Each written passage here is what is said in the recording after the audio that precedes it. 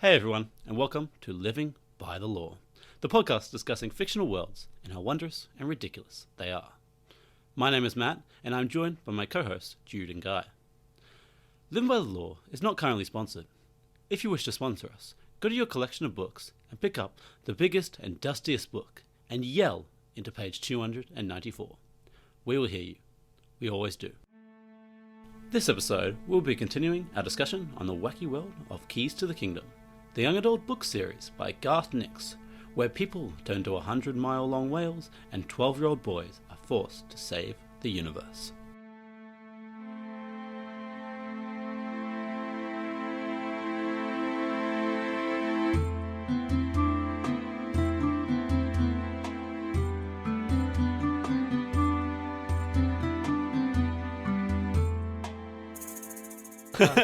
Welcome back God. for the second episode of the Keys to the Kingdom. So before I get started, I want to do just a slight recap. I just want to things I didn't really explain well in the last episode. Just a brief of the world. So this world is created by Garth. It is a 7-book long series that is aimed towards young adults, to children to young adult, but it has some dark themes, so it's more towards young adult. And it is currently being ended, so there's no more being added to this universe, and it's just in collective books. So there's no films, there's no movies. There was going to be a film, but it got cancelled. You know how that happens to books all the time. So I just wanted to summarize that up again. And but to summarize last episode, I'm going to pass on to you two to see what you guys remember. Is it worse to have a poorly made movie of your book, or just to not have the movie at all? I would Definitely a poorly made movie. Are you sure about that? Definitely. A poorly Yeah. made So they movie get, rather than none? Well, yeah, because they you get like the random ass cult followings of really shit movies and stuff. But like Like The Room. No. Like, imagine if your book got made into a movie like The Room. No, but I'm imagining more like Ready Player One. Like, it wasn't a good movie, and I love that book so very much. And it's Yeah. maybe it drags some more people to drag the book, but like most of the time, it just makes people turn away from it. It's like, oh. Question though, because Yes. this is coming from someone that didn't see the movie or read the book. Yes. Was that because I swear I heard some actual good things about the movie? Was it like actually a bad movie? It wasn't or was a bad movie. It was a bad adaptation. Yes, it was. Okay, cool. A very irritating adaptation solely for the fact that there was a lot of the core part of it was like, hey, this is all about 80s culture, and this entire universe is built by a man who's obsessed with the 80s, and they just went, hey, what if we we put just fucking started- Sonic and Tracer in it? We just started and we're already Right. completely off topic. Listen, Yes. So we're last talking about Ready Player time One. we'll recover from the. Oh, Ready Player One. There's a topic for you, Guy. yeah, for sure, I'll Okay. get into that. Another. I'm actually Okay. happy to do. Anyway, I'll say some stuff I remember. Guy, say some stuff you remember after, and then we'll see how screwed up and If you wrong we take are. all the easy parts, I'm gonna kill you. So there was the most important part, of course, the nothing lizard. And that's the end of this. Yeah. That's the end of the. That's it. That's the end of what we That's actually remember. the script. No, okay, so there was nothing, then there was the architect made stuff, Like the lizards. there was Translucent Daddy, aka the Great Old One, Just the old one. sorry, Great Old One's a different thing, to get, Bloody there was the old, there's the, bloody dindy, there was the old one, and then the architect and the old one did some stuff, they had some kids, and they did some other things, they created everything, they created the worlds, they created people, they had, like, the Piper, they had the Mariner, and they had the, Lord Sunday, Mm-hmm. and then things went bad. The old one ended up chained up in the basement of the house, and the architect disappeared. And then there was all the lords, which are conveniently named after days of the week, I think. Yep, there's also Yep. the different parts of the will which the architect left behind, which for some reason the nasty boy, Days of the Week lads do not want anyone to find. So they're all squirreling those away, and the keys are in there somewhere too. Each of them have got a cool little key that lets them do some stuff, which we haven't gotten into yet, and that's That's their sort of superpower. And there's lots of rats too. The rats, of course, yes. Oh, and Up is good. Up is good, yes. Oh, and the minions are all very, very hot and beautiful and big heels, and goddamn that fashion. Yes. And goddamn, they are excited when they go up planes. Oh man, we love planes. Am I a minion? Wait, I think you are. are they minions? Because now I'm just imagining little yellow boy. They're not minions. They're called they're called Denizens. I'm going to refer to them but- as minions from now on, just to keep that image going. Oh, and of course, there's the Piper's children as well. Don't forget them. Yeah. Are they the rats? Yeah. No, they're the kids, the actual kids. Isn't that the same? No, rats. The rats are like. No, I'm different. making a comparison between rats and kids. So Oh, if you follow along the that's- joke, that's pretty. it's a sort of that's pretty ironic good. comedy that I try to bring onto the program. Yeah. And final thing worth noting: the kids, the Piper's children, they get washed between the ears. Oh, they get washed between the ears so good. Scrub them. So yeah, that's pretty good. Sweet. That's much better than I expected, to be fair. There you go. It's almost like I had to spend hours listening it while I edited it, you know? Yeah, that's why I was a bit sparse on it. But listen, there's nothing else I know about. It's rats. It's just fucking rats. Yes, though. So the rats and the Piper's children were brought to the house by the Piper and have been changed by the magic of the house. Oh, that's why I mixed them up. Yeah, so they were both brought by the Piper, and yeah, the interesting thing, the rats can't be washed between the ears, but the children can. Yeah. The rats have their communication with each other with the bottles and stuff. Yeah, that is correct. Yeah. The one thing I didn't mention last time, which is pretty important, it's not really important until the final book, but it's kind of hinted to be important in the first book and the last book. That's where it's important. But it's the complete atlas of the house and its immediate environs. Sorry. It's basically a slim green notebook that's given to the heir of the house. Right. It grows when touched with, when you have power. For example, if you hold a key and you touch it, it grows to the size. It goes to, like, I think it says 8 times its size, something like that. And it opens up. If you didn't have power, it would remain a small notebook, and like the pages are stuck together. You wouldn't be able to open it. It's a shit book. Yeah. Yeah. And basically, the complete atlas of the house can answer any question about the House of the Secondary Realms if you put the question in your mind. Is this like a Tom Riddle words appear on the page deal, or like a flip to the page that you need? Words appear on the page, like someone scribbles in like a handwriting. Yeah, Tom Riddle. Yeah. I'm on the. It's definitely Tom Riddle. It's definitely Tom Riddle. But it's less eaten by a giant basilisk and more helpful. You know. I mean, that depends. Yeah. Yeah, basically, and it's also it cannot be taken by the rightful wielder. It must be given. Like, you physically can't take it. As in, like, it rubber bands back to them, or like it just sticks to their It's head? never tried. It's inferred that It's just they will be inferred. like, it's inferred that if you try, you'll like be hurt or like damaged or like killed. Disappointing. No one wants to risk it. Basically, I do. you're an idiot. Never claimed otherwise. Okay, so let's start with the house. We'll start with the lower house, the atrium of the house. So the domain of the lower house is at the bottom, as you expect, of the house. Basically is in charge of the menial task and paperwork throughout the house. For example, 2 of the jobs in the lower house are ink fillers and providing morning tea to the rest of the house. That sounds like a great job.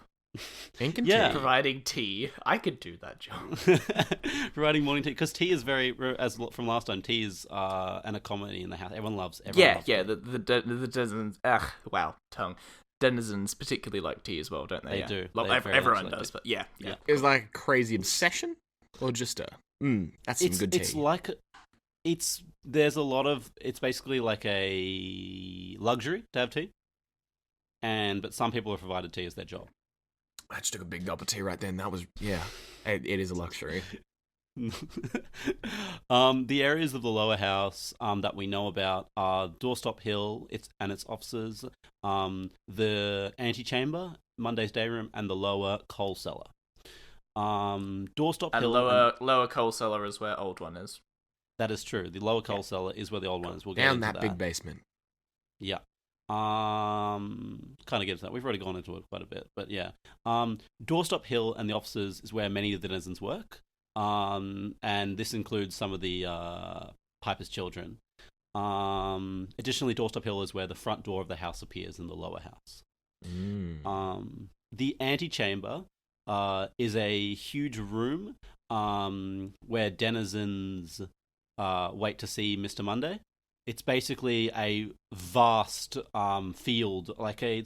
It's basically described as a huge jut out, like a plateau on a volcano.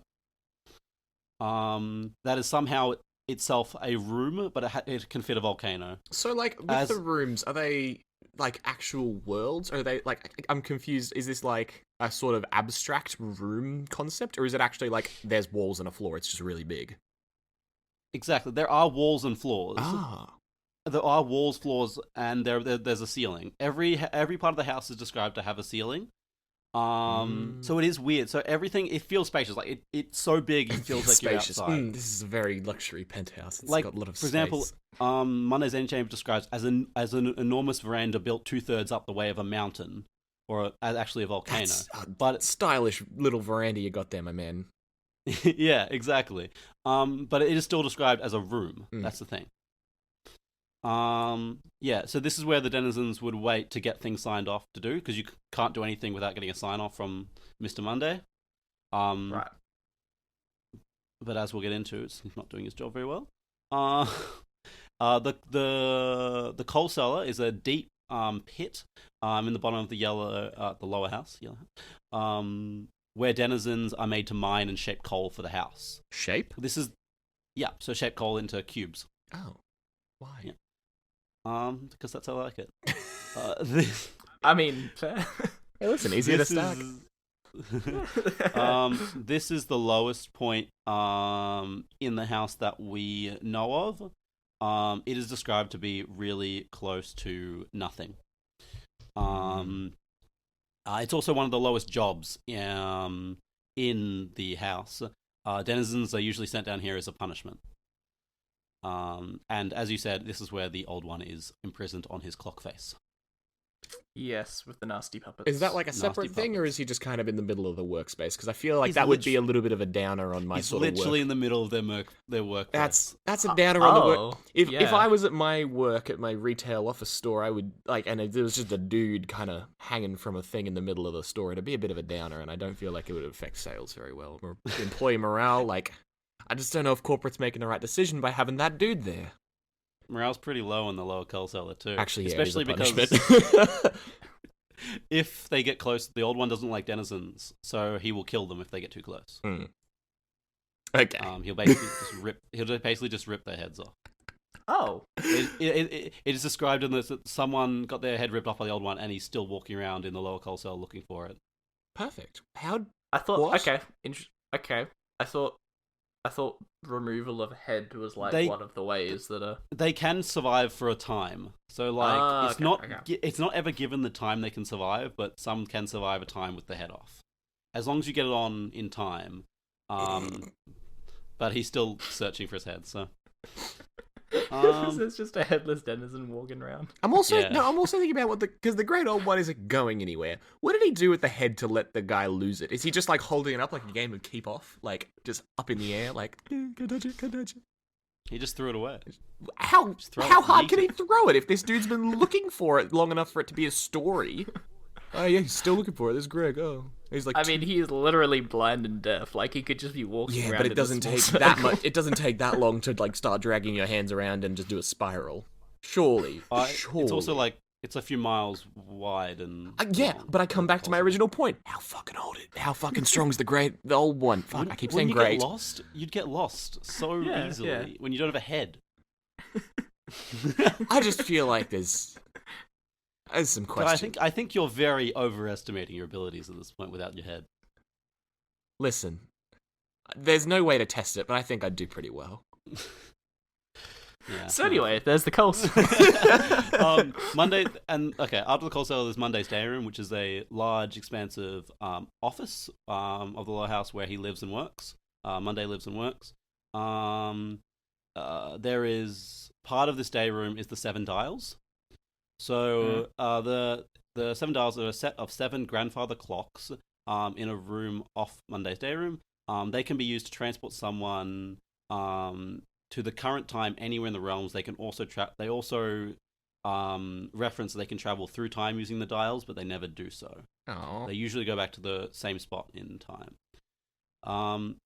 The only one who can actually shown to use them is Sneezer, the butler of the butler of the Master of the Lower House. That's a cool butler name. Sneezer. Sneezer! Come here! Hey, is his first name Julius? He- Julius Sneezer.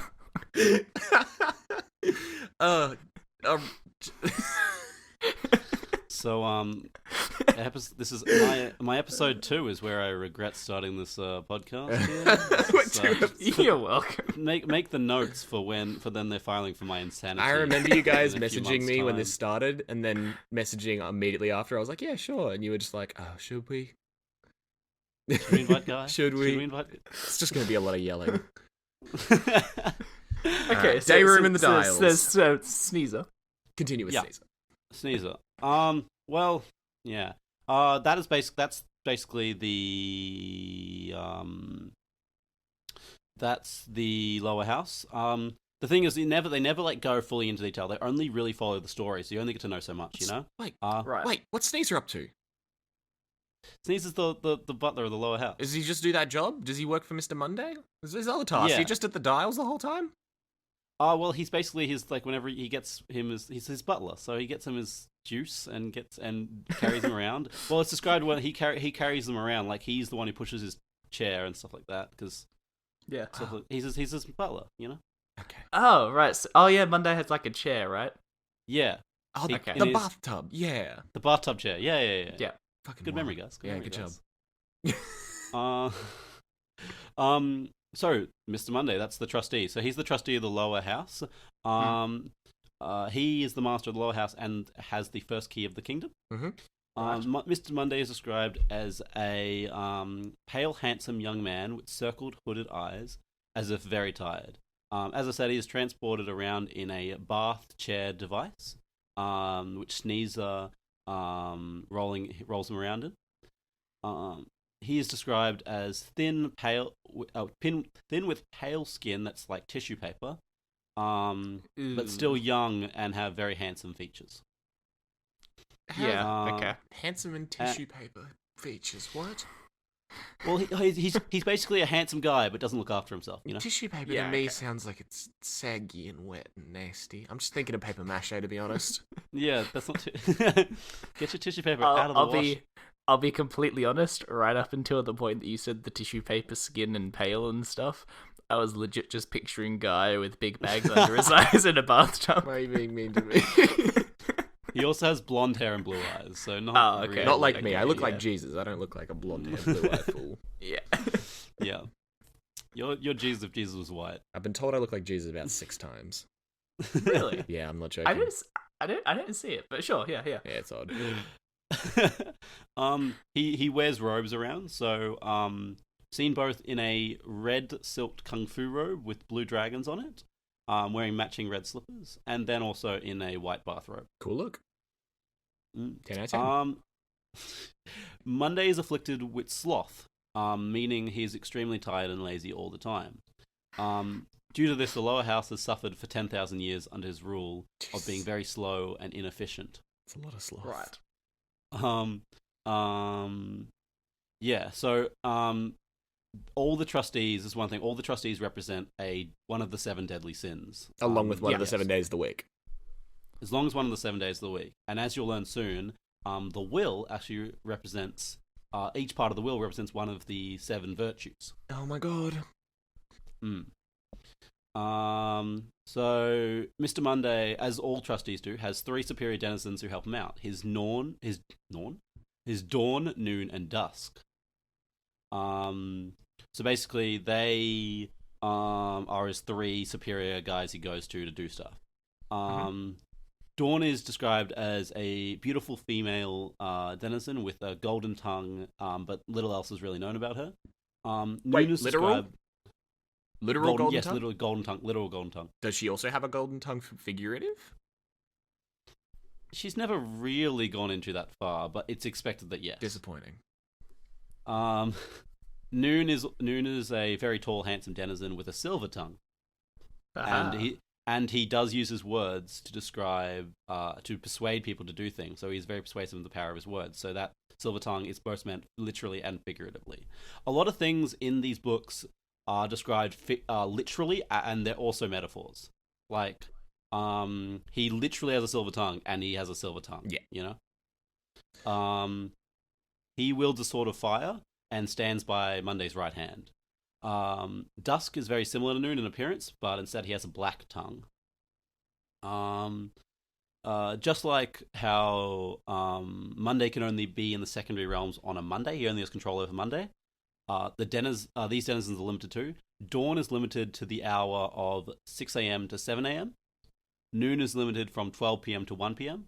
And dusk is limited to 6 p.m. to 7 p.m. Is that like just on a Monday or? Just on a Monday. Oh, that's even worse. Okay. They get 1 hour in the week. That's But real to be fair, all other denizens get no time to go to the secondary realms. Yeah, that is fair. Question as well with the Yep. whole the three denizens. Superior Yeah, denizens, dawn, noon, and dusk. Yeah. Yeah. Is this kind of like a template of such that gets molded to the others? Yes, So like to the other. Okay. So Every each of day the... has a dawn, noon, and dusk. Ah. Okay. Cool. Hmm. And are they all kind of roughly similar, or are they all quite different? They all have unique. They're all kind of unique, except Okay. There's a few of them that either they never really go into in the story, or they're just not relevant. You know, Do they some of them have, are just boring. do they have like cool group names like Dawning Fire or something like that? Like There is only one of them have a cool group name, and that is Sundays. But we'll get to him. no, He has a like cool- for the Dawns, like Committee of the Dawns. Like I've got my listen. No, they don't. This 1 hour thing's ridiculous. I think it should be 2 hours. I've got my union of dusks here. There is because in the story there's a character who is given the title Monday's Morning Tea or Monday's Tusk. Okay. Because they never really go into what power she actually gets from this, but like that's just like a cool thing that she gets Monday's Tusk. So there's kind of like they can stretch it a little bit, but it's kind of kept to it. And there's no group of dawns, no group of dusk, no group of noons. They're all loyal to their own thing. They don't really go out of their own little department of the house unless they need to, you know. Okay. Under the control of these three, the lower house is guarded by the corps of inspectors, which the metal commissionaire robots, Denizer commissionaire sergeants, and the midnight visitors. And yeah, that is the trustee. Moving on to the key. Monday's key to the kingdom has two parts: the minute hand, or the lesser key, and the hour hand, or the greater key. They can be combined into a silver sword that looks like the hand of a clock. The key's powers and limitations are never exactly stated, but we are told thus. In the right hands, in the hands of its rightful wielder, it may do almost anything that is asked of it, though it is generally weaker in the house than it is in the secondary realms. And it may be opposed by both art and power. Art And power. I want to draw a cool painting. Please, fucking destroy this key. The best use of an art degree, you know. Don't be mean to art Hey. degrees. Look. Please Yeah, I'm continue with the key. Continue. Okay. In general, it can be used to lock, unlock, bind, unbind, open, close, animate, petrify, illuminate, darken, translate, befuddle, and perform small diversions of time or redirections of time.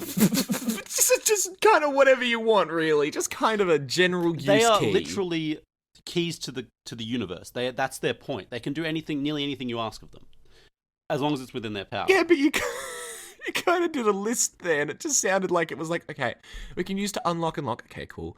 Bind. Okay, yeah, it also works. Translate. What? Translate. Yep. Yeah, you can do whatever you want. Anything. It's all good. Question. Yep. For the keys, do Yep. like certain keys have unique abilities, or do they all do the same thing? We will get to that. Oh, Okay, They do have cool. unique abilities. Okay. Some are more cool than others, but yes, they do have unique abilities. Does Mondays have a unique ability? We will get to that one. Yes. Okay. It will protect you to some degree from both physical and psychic harm. Though, as a mortal, in the text, mortals are limited by this power. As to how you might use it, you already know. Ask or direct, and if it's within its powers, the key will work as you require. That's how it works. It is also shown to be able to heal injuries, as well as undo its effects, but it can't go against its own self-power. For example, it's kind of complicated, and for example, the key is used to break a leg that was badly healed by the key. However, the key cannot be used to heal it correctly because the key was used to break it. Oh, okay. Yeah, so basically, if a key is used against something, it's weird because you can take away what you've done. You can take away, for example, he takes away how he badly healed it, but he can't, once you've taken away, you can't use it again on that thing. It's interesting how it works, but it's basically you can't go against the same power. There's another example of this much later. We might not get to it in this episode, but yeah, it's basically when there's equal power being used to do something. Usually, the first thing happens and you can't reverse it. You need more power to reverse something. Mm-hmm. Yeah. So it's kind of like having a really highly powered god program without an undo button. Exactly. Yeah. Okay. Yeah. And you can do things that sort of fix it, but it's not the same as directly undoing it. Exactly. Okay, cool. Yeah. It can also be used to kill anything the wielder wishes, except if they have equal or greater power. It's a fucking sword.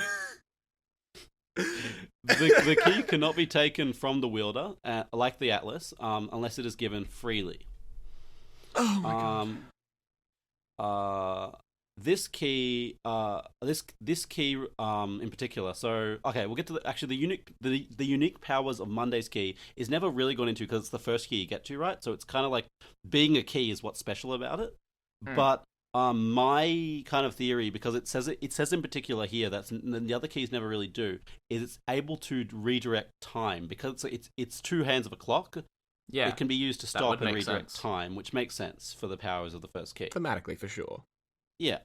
But the first key reflects sloth. So because it is two hands of a clock, basically it reflects how he doesn't respect time and he wastes it. In that case, and this is actually what I didn't find this anywhere else on like any of the wikis or anything, but I literally worked this out while doing notes on this thing.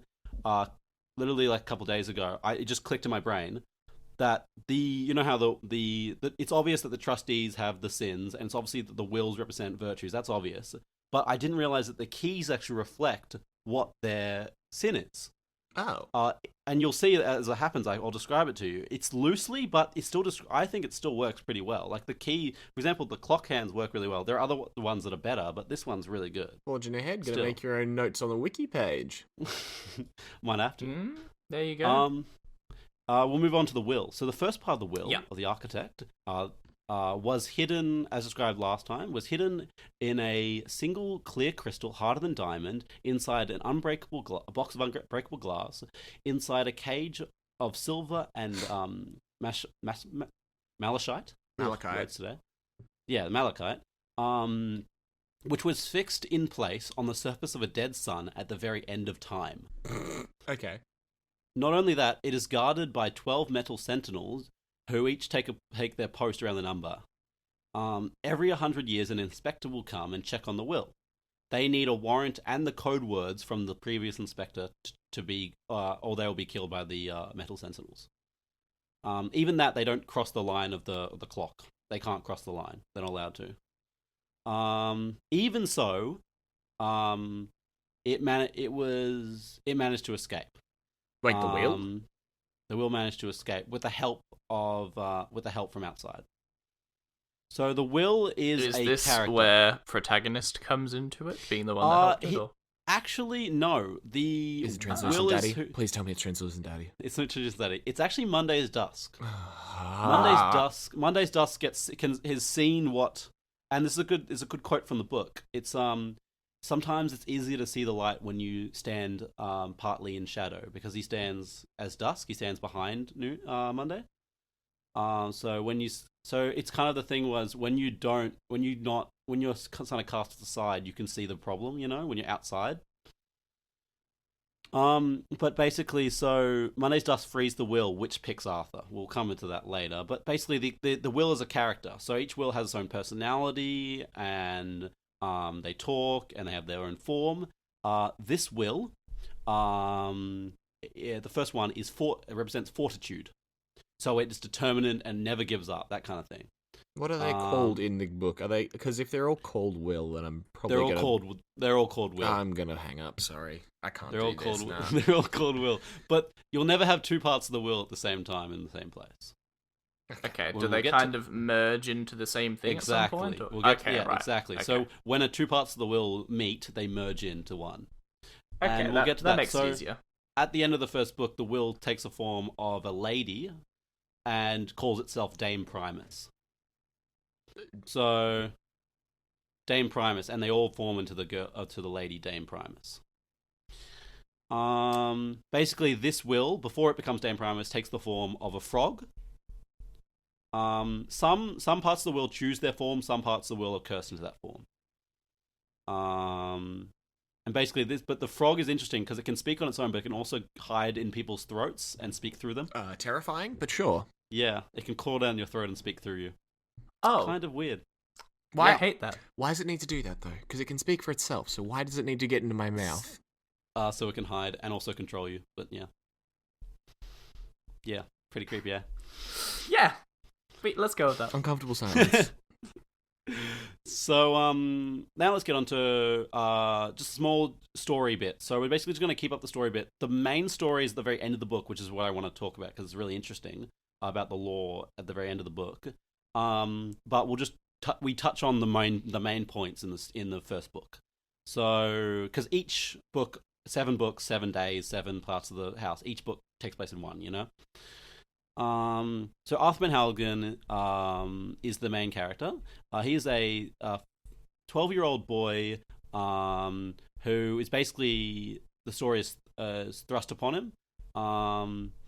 But we won't, as I said, we won't go into that much detail in that. But I encourage all listeners to read the books because they're fucking amazing. Even though they're young adult books, they're actually children. The first one starts off as a children's book, and they kind of move from more young adult. They're actually great.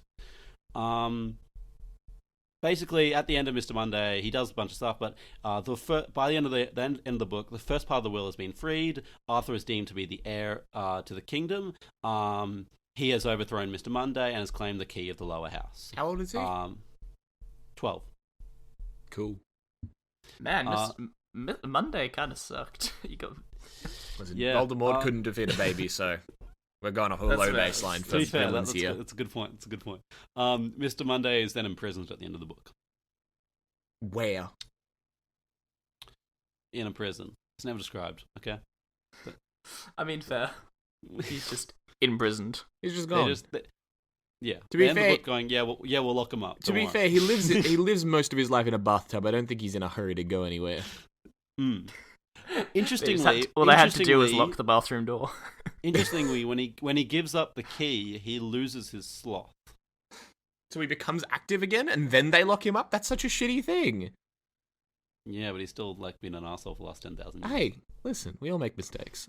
The next part of the house we'll talk about, that concludes the lower house. The next part of the house is the Far Reaches. So the Far Reaches is basically a vast cavern. The original cavern was designed to include a spring of nothing, and forges that create supplies for the house, such as nothing powder, commissionaires, not horses, which are sold to other parts of the house. Not lizards. Wait, not horses? Not horses. It's... We make no horses in these forges. Get out of here with that horse shit. Get out. Not horses is literally a thing. So not horses are a type of nithling that can be created. So it's literally like NOT-horses. Sure. Because they're not horses. They're like basically horses that have, I believe it's 6 legs and they're made of like diamond. That's Um, the coolest and- horse. and they're basically just they're used as horses in the house, but they're called not horses. You'll find a lot of things in the house is replicating the secondary realms, because a lot of denizens fail to actually have creativity themselves. Are we replicating them, or are they replicating us? Who knows? Well, they We only believe we're speculate. replicating them. We only but speculate about it. we know this. We don't know. No, it's scientists Okay, are I yet guess to we don't. conclude. Anyway, however, due to greed, the realm was expanded, and the spring was dug out to create a massive pit to mine nothing, to mass produce goods for the house. Wait, what was Sorry, wrong one with the sec. spring? The spring didn't create enough nothing. So they needed to create. They wanted more and more, so they had to do that. It's still such a hard conversation to have when the material being gathered is nothing. Capital N nothing. It's weird. Capital N nothing. Yeah. Excellent. So this expansion has caused many hazards throughout the far reaches, including creating nothing smoke that can break down denizens. In this realm, there is a glass pyramid, which contains a treasure tower where the leader of the trustee here, Grim Tuesday, keeps all his treasures. The treasure tower is actually guarded by the mariner who was enslaved by Grim Tuesday after the architect went away. Additionally, here is kept a record of all the people that owe him.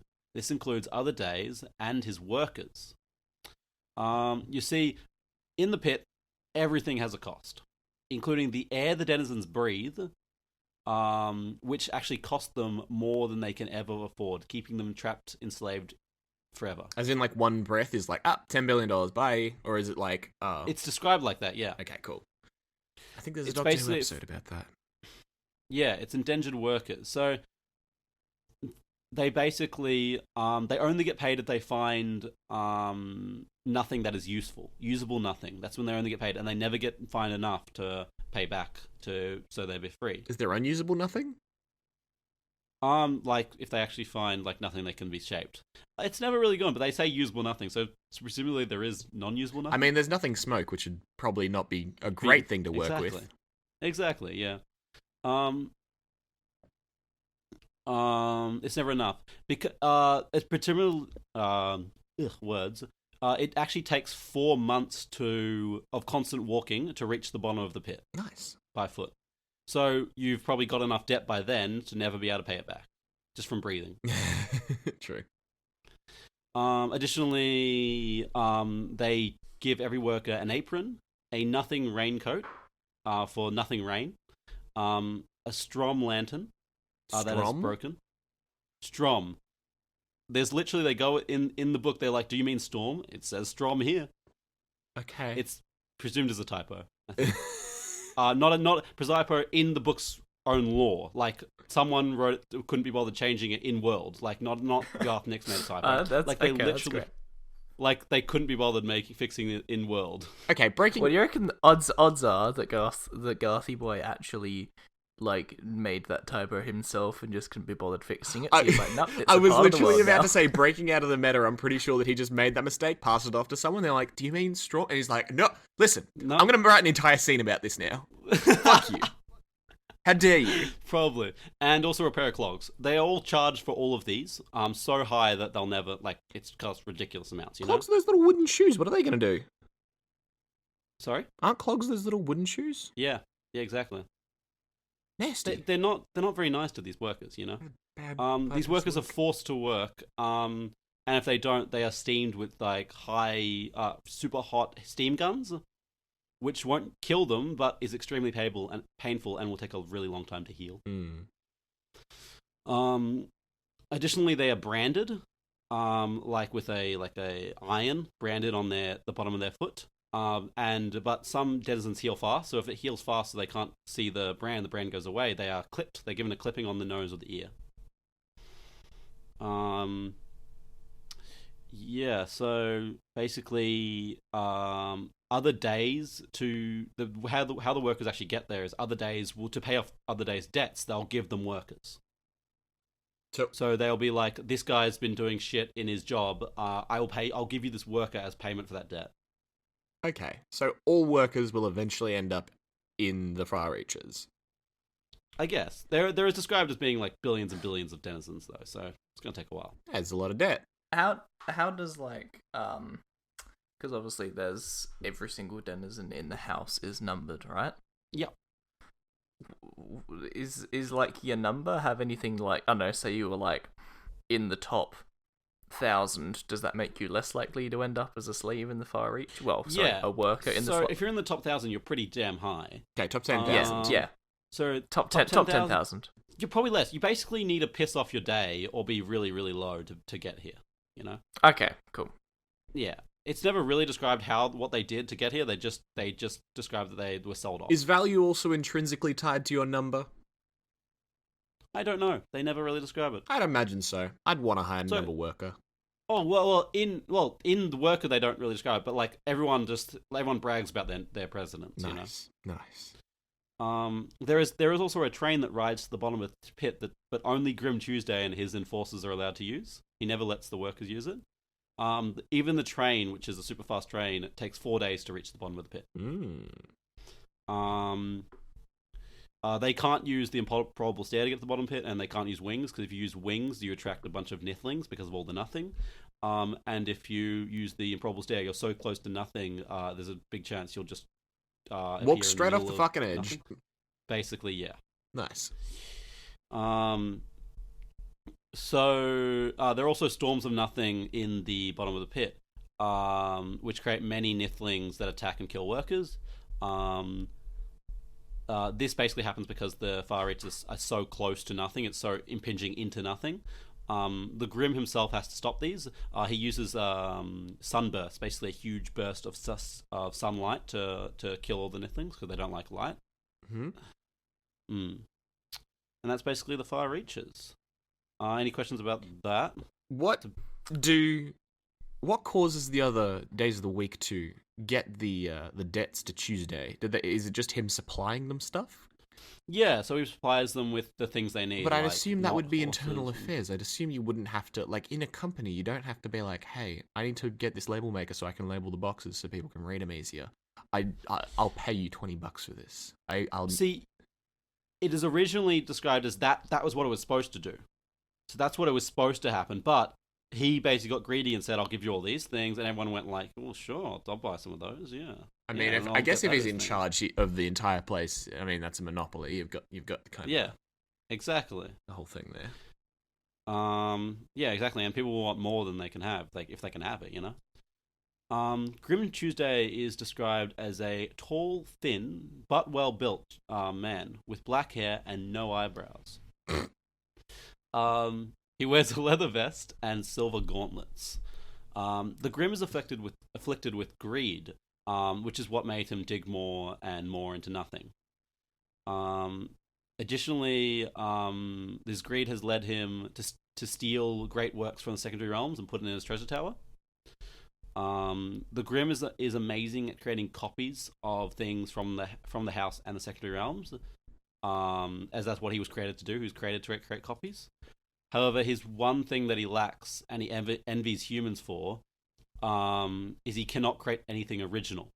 He can only modify designs slightly, but he can never create something truly his own, because he has no creativity. Hard to copyright. Yeah, he literally breaks all the copyright laws. God damn it. Oh boy. Mr. Tuesday. Oh boy. God, man. The Grim. Does everyone call him the Grim? Because that's a really bad name for a boss. Yeah, they all call him the Grim. That's real. That's not a good boss. It's pretty grim, you know.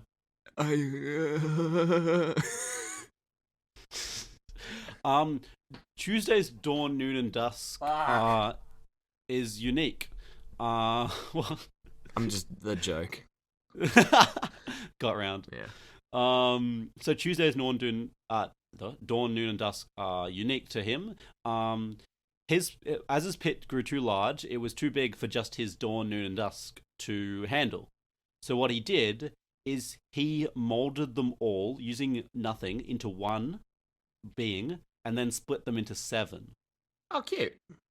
In precedence, it goes Yan, Tan, Tethera, Methera, Pitz, Azza, and Sethera. Stupid names. Very stupid names. Dawn, noon, and dusk is much better. Exactly. I really like how everyone seems to be tripping up so far by going Norn instead of Dawn. I don't know why I'm saying normal. I I'm reading noon while saying Yeah. dawn, I think. Anyway, yeah, so he has he has 7. Yeah, 7. These are called Grimm's Grotesques and are basically twisted and deformed. Imagine like how I imagine them as like it's weird because they're sometimes described as deformed denizens, but also described lizard-like. So I kind of mixture between. I sometimes think of them as like the Hunchback of Notre Dame, but I also sometimes see them as like. You seen Zathura? Yes. Yes. Do you remember the lizard people in that? Yes. Don't remind me. That's what I see. That's what I saw in my mind the first time. I'm Right. like, that's okay. what I think. So I think a mixture between them, and probably they all look different. That's also a different thing because they're all grotesque, you know. Oh, so we finally have the true nothing lizards. Hell yes. Oh shit. God yes. Well, no. God yes. No. Well, You've given them to us. That's hey, that's guys. that's it. I've got bad news. I've got bad Victory. news. What? Do they all die? We'll get to. No, not my boys. So they actually do not like No. being 7 and feel like wrong. Basically, they want to be 3 again, but they wouldn't go against their own master. They like feel like they're wrong in how what they're being, their own being. Additionally, because they were made 1, when 1 is killed, all 7 of them die, Oh and any hope of them becoming 3 again is lost. man, that's a lot of pressure for a big group project. Yeah, but they die happy because his last words are. It's kind of happy because they didn't really want. If they were returned to 3, they wanted that, but they didn't really want to be their 7. They'd rather die. The last words of the one that dies is, "We did not want to be what we became. Remember that, Arthur." So Arthur kills them. No, Arthur didn't kill them. Okay. Who does they just kill die them? in his presence? Well. Or is that too spoil- Saturday's Dusk kills them, Ah, okay. which is kind of spoiler, but kind of interesting. It leads Well, we're in maybe a some ticks we're in and a pretty spoilery We're zone, in I a think, pretty so solid it's- spoiler zone. I was thinking about that too. Well, yeah. Well, we did put a warning at the start of the podcast that we do go into spoilers. How can you describe lore without going into spoilers? You Yeah, of course. know? We are literally just going to describe the ending of the book, which is the biggest spoiler of all. Eventually. Oh boy. The key. So, Tuesday's key is in the form of 2 silver gauntlets, which is the ones that I described before. He wears. They are specially attuned to control and shape nothing. That is their unique power. They are really most tunes do it, but they're basically made to do that. They're made to mold and change nothing. So nothing, if they're on command, nothing comes to the gauntlets and can be molded into anything. So basically, they have all the similar powers to the first key. But yeah, but they can shape nothing Wait. really well. Are the keys like as a total thing, like a full set? Like, can you wear so far I've got the key, which is like the Yep. minute hands. You put that in your hands. Then you get the gloves on your hands. Is there like cool boots and a cool hat? We'll get to them. Oh hell yes, there Oh. better be. Hell yes. I want to look styling with that keys. There is some. They're not all accessories, but there is some cool scenes where they wear like 4 keys at once. Hell yes. They are really cool. Where he like summons all 4 keys to him, and it's pretty cool. So fucking goofy. Oh yeah, when he describes some of the other ones, I'll get to that. Oh god. Okay. But basically, additionally, the second key is shown to have a lot of defensive powers, as for example, constructing defensive barriers and holding back nothing. The keys reflect his greed, as he wants to hold everything and wants to have everything in his own hands. So that's how they reflect his greed in that kind of aspect. Coming back to the fan theory. The will. So the second part of the will is hidden within the heart of a sun, within a worldlet, within a ship in a bottle, within his treasure tower, which is guarded. Right. Which is guarded by the mariner inside a glass pyramid. Wait, is the Okay. mariner on the ship or? The mariner is around the ship, so he's in the treasure tower, and the little bottle in a ship is in there. So they go, "Hey, Mariner, where's your ship?" And he's like, "It's in the bottle." And he's like, "Oh, that's a kind of shitty Mariner." He actually does help them escape because he doesn't kill them instantly because Arthur is the master of all the house, and he helps them. He basically says, without direct instructions from the Grimm, he can pretty much do whatever he wants unless it's against it directly. So he can help Arthur indirectly. Okay. Which is what he does. Whoops! I left the door open so he you could literally walk does in. that. He does that. There is Nice. literally there's a time where he's like, I can't directly he couldn't. We described weird ways last time. Oh, did we? But basically weird ways are like little wormholes. Basically, he just says where's a weird way out of the tower, and he says. Well, there might be one, and they say, is it behind the bed? And he doesn't say anything. Is it behind the? And they're just speculating that. Oh, it could be behind the clock, and he winks at them, that kind of thing. I was expecting him to be like, well, it's not behind the bed. Yeah. But the second part of the will is basically takes the form of a sun bear. And he's known as Claus. Like Klaus, like Santa, or yeah, claws as in like claws. knives on hand. Claws, claws. As in stabby knife hands. Claws. Yeah, because he has claws. He's a bear. So not Call me Santa. Claus. Maybe Santa, but a very bad Santa. Bad Santa. Bad Santa. That's a movie, isn't it? Bad Santa. Yes, it is. The second part of the will represents patience or / prudence. For example, when it is found, it refuses to leave, not believing Arthur is the rightful heir without the proper paperwork. Arthur is forced to drag him along with him. Unlike the first part of the will, he's much less helpful. Okay. So the first one's like helping him at this point, or the first one is not with him. Okay.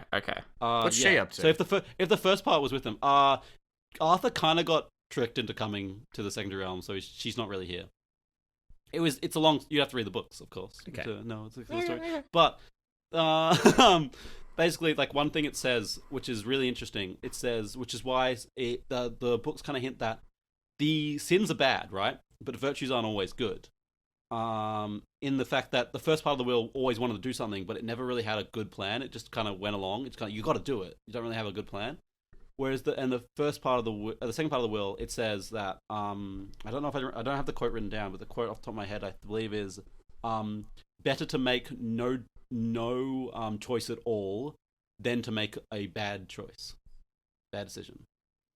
So like it doesn't want to make a mistake, you know. That's why patients wait until you know more information. But then again, if you don't act, it could be bad anyway. That's the kind of thing. It waits too long to act. That's the problem with the second part of the will and why it's annoying. Additionally, the will shows a power that none of the other parts of the will kind of show. It manages to deactivate the key and its powers. So it literally goes from now on. You don't have the power of the keys. Tuesday, and Tuesday can't use the keys. Oh, that's cool.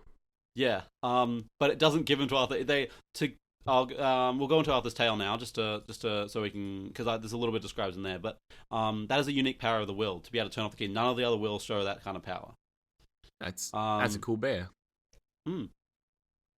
Arthur frees the will from the sun, but of course it's reluctant, as I said earlier. Arthur then wins a competition of creation against the will, using it as creativity to claim the second key. So basically, the Mariner is given as the judge, which is kind of weird because the Mariner's been enslaved by the Grimm, so he's kind of a bad judge. I mean, yeah. But yeah, he basically gives it to Arthur because Arthur, instead of making something, because the Grimm makes something beautiful, like a beautiful tree, but it's a copy. Right. But what does Arthur make? Just like a shitty drawing that's like a stick figure, but it's more creative. No. What he does is he creates a xylophone and plays the song he made for his parents, for them, in thanking them for adopting him. Oh, that's kind of super wholesome and amazing. It's kind of super wholesome and amazing. Isn't it super wholesome? And I pictured him drawing a stick man. And now the song that I made from my adoptive parents. Fucking jamming. That's so cool. Yeah, because his dad's a famous musician. Right. Okay, Yeah. that Yeah, so that that's gives fine. him a bit of a heads up. A little bit. Yeah. Yeah, and the Mariner describes it as the tune that reminded him of coming home from a trip on the sea to see home, to see your family. You know, that's what he kind of describes it as. That's what it reminds him. So that's why he wins that. Ticks into the Mariner as well. Because coming home from sea or I don't know. Yeah, exactly. Because he's a ship guy. Mhm. Sailor, I think that's the word. Gotta get a ship guy. Maybe like, I don't fucking know, a mariner? What are you talking about? That's literally the job description. You know what? Shut up, guy. Additionally, he finds out that the Higher Days are trying to destroy the house, but he manages to stop it. Tuesday is imprisoned and sent to work to filling in the pit. Arthur frees the Mariner and is rewarded with a disc, a disc made of whalebone that, as he says to Arthur, can call upon him for help 3 times. When he needs him, it will come. And that it will come up later in the book. That's why I'm mentioning it. But Right. it's interesting thing happening here that the Higher Days are trying to destroy the house. Which is interesting to Arthur because he says, "Well, why would they want to destroy the house? They live in it, you know." But it will come up later and why they do it. Then the 2 parts of the will basically form together into Dame Primus. What is that process like? They actually don't see it. It's off screen from all the books, off screen until the very end, where they describe it as like a glowing white light happens, and then they literally walk into each other. Damn it. And then glowing white light, and then No it's cool kinda, no cool fusion. no cool fusion dance. No cool No, fusion damn dance. it. That's kind of That's disappointing, actually. wait, I know, right? shit. What are the ones that do it? Steven Universe and Dragon Ball? Nope. Dragon Ball. That's a fusion dance. There we Fusion go. dance. Well, yeah, there's a fusion dance in Steven Universe as well, but yes. And then Arthur gives her the second key, wanting to return home. Mm-hmm. Cool, yeah. So Dame Primus basically acts as a steward throughout the book. He basically Right. says to Dame Primus, "I'm 12. Can I live baby. my life until I'm 18 at least, and then I'll do whatever you want. I'll be the heir, okay?" He literally says that to her, and she's like, "Fine." But he basically he goes home. The second day is literally the next day, but it's been 6 months in the house because of how time changes. It's been 6 months in the house. 12, it's like 6 hours was 6 months in the house. So it's kind of weird with that. But yeah, so the other days won't leave him alone. So he literally does all this in about a week. Oh, hell yeah, dude. I'd be using the house all the time to do like homework and assignments and stuff. Drag my entire rig in there. Yeah. But it's also Sick. different because sometimes time in the house can be like months in the realm because it's not consistent. Listen, that's a gamble I'm willing to take with some of these assignments that are coming up. Because I'm not going to Good get it choice, in man. time anyway. Well. The next part of the realms is called the Border Sea. So the Border Sea is a grand ocean Grande. with islands scattered about it. There used to be a lot more land, but after Lady Wednesday was turned into a giant leviathan, the sea rose and covered 9/10 of all land. This included the main port of the Border Sea, Port Wednesday. Thankfully, a new port was built on top of the Wednesday's Lookout, which was a mountain before the flood. Any of the buildings that went under were quickly transformed into ships and joined Wednesday's original fleet of 49 ships on the sea. Wait, what? Wait, 40. the houses became ships? Yeah, they were turned to ships. So they just kind of floated up? No, they were like magically transformed into ships. Okay, magical. I was just thinking about like They didn't if just a float. flood, And then if a just flood came ship. past my house right now, my room would be doing the fucking opposite of turning into a ship. It would just be gonski. Yeah, they get transformed into ships. Okay. For example, there's an accounting house that is a ship called the Moth in the book. Stupid. Um, Counting. some of these ships still have doors that connect to old rooms. For example, they go through a door in the ship and they go into a huge room that couldn't possibly fit in the ship, but it's actually technically under the sea. It's weird, but it's like still there. Mm-hmm. It's a weird kind of thing where the kind of the rooms down there are still under the sea, but they also got displaced throughout the house. There are kind of dimensional rooms that kind of there, but kind of not. That's what happened because there was a lot of fast magic when they were transferring the rooms. They didn't do it perfectly. Okay. Yeah. So, many of the ship hands and mates that were essential on ships, like that weren't essential on ships, like the third and fourth mates, were transferred to other ships so they could help them adapt. For example, there was I think it was a fourth mate of one of the great ships was given to the Moth, to become the second mate. So they basically had a sailor on board, so they knew what they were doing. He wasn't even the captain. He was just like the second mate. Yeah, because the captain was the head of the captain and the first mate were the two heads of the accounting house. Yeah, but listen, I appreciate accounting is not an easy job. I don't think it has shit to do with sailing, and I sure as hell would want a sailor as my captain rather than a fucking old man who can do math real good. You gotta feel like the sailor got shafted there. Yeah, he pretty wants hard. to do his job, and he has to take orders from like a guy who's like an accounting guy. Yeah, good job. Which is kind of rough. Yeah. There are other places mentioned as known landmasses, and one of them is the Triangle. The Triangle is the topmost part of the old lighthouse, of which only the tip of the pyramid on top of the lighthouse comes out, and all the ships basically tied to it. So there's a triangle of boards connected to the lighthouse, and then ships basically. You know how ships will tie themselves to each other? Mm-hmm. To sock up, that's how they made the triangle. So basically, it's a bunch of ships tied to each other. Are these ships like a cool little community? Are they like having little pirate fun times and stuff like that? Well, there are pirates, but they're not. The Border Sea didn't normally have pirates. Pirates are people who have invaded the Border Sea. They're all just sailors. They're not pirates. I'm sorry, that was pirates the most in the middle answer I've ever heard. What are you talking about? So there are pirates on the Border Sea, but none of these guys are pirates. Okay, right. Pirates are bad. No denizens are pirates. Where did the pirates come from? Are then? bad. We'll get to that. Pirates are bad. Controversial. 2020. Matt Doyle. Pirates are bad. Is it like, okay, this is just a complete guess from me. Yep. Is it like, I don't know, in sort of a Bermuda Triangle-esque thing? Is it like pirates and sailors from the real world can kind of accidentally find their way into the Border Sea, or pretty much exactly, and we'll get to that. Okay. So this is where basically it's literally pretty much next. The Border Sea extends to any body of water in the secondary realms. Any body of water. My so pool. Even your bath. Your pool, your bath, they're connected. How? Oh.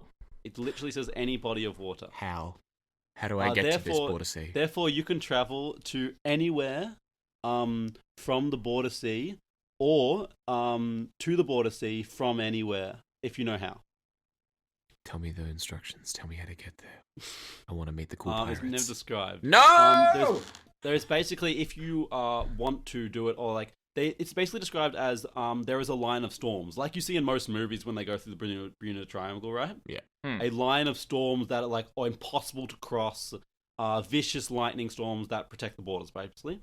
They're described as destroying anyone who doesn't have permission to enter, or if you have the right amount of magic to trick them, basically. So like their own ships, the ships that belong in the Border Sea can go through them, they will be fine. But apparently people end up there anyway.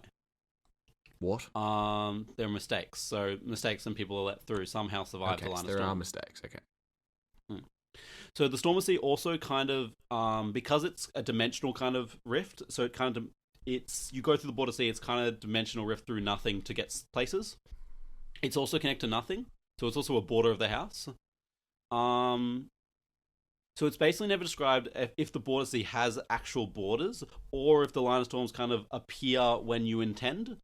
That's probably the most likely thing to happen, because a lot of things rely on that to be more true, because they go, okay, we need to escape, and they're like, oh, thank God the line of storms is right there. It's kind of thing, if you intend to leave, the line of storms kind of appear on your horizon. We also know the raised rats live here. So the rat rats, boys my boys. live on the border sea, and Sailor rats. Sailor rats. well, they pirate uniquely rats. use.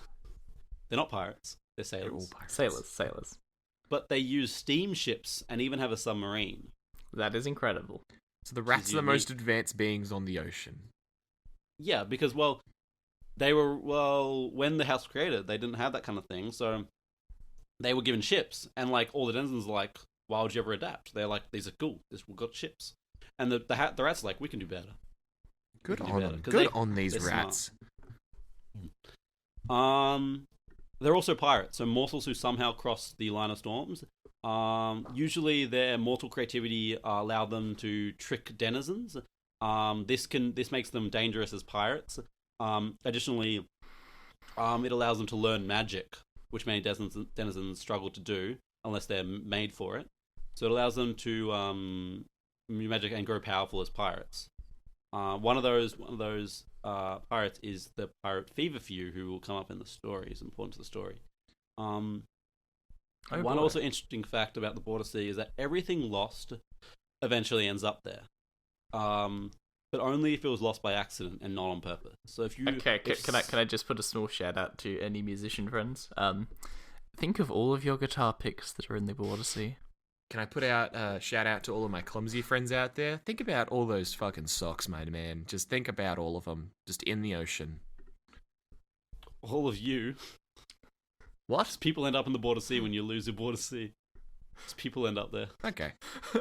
Oh, Well, no, Sure. that it's not described as that. It's described as items end up there. Walking Okay. through the Basically- forest. Oh okay. no, I don't know. Right up, up. Now I'm in the fucking middle of the ocean. There are some denizens who will like go to the Border Sea because they lost something. Is that rats on a Right. ship? The hell? This is a cool place. Yeah, interesting Exactly. place to walk into by mistake. yeah, exactly. Yeah, well, there's a few places in other fictions that like you have to be lost to go there. You know. Good old Tortuga. Yeah. But so the trustee of the Border Sea is Drowned Wednesday, formerly known as Lady Wednesday, but is called Drowned Wednesday because it's much nicer than what some call her, which is Whale Wednesday. Oh, mean. Yeah. That's a little nasty. We don't like Whale that kind of negativity. Yeah. God, I kinda like bullying. Is Wednesday a giant whale though? She said, Yeah. "No, you were a leviathan." I was Okay. imagining like a gyarados. Yeah, well, we'll get to. Well, Leviathan actually describes any kind of huge beast in the ocean. Ah, cool. But basically, when in denizen form, she is a tall, beautiful woman with brown hair. She wears a dress made of mother of pearl. Do you know what that is? Isn't it just like pearlescent, like kind of shiny, pinky sort of shit? Yes. So mother of pearl is kind of like those rainbow shells you kind of get. Okay. So those rainbow kind of shells. It's called mother of pearl. And a belt that holds the third key. Ah, cute.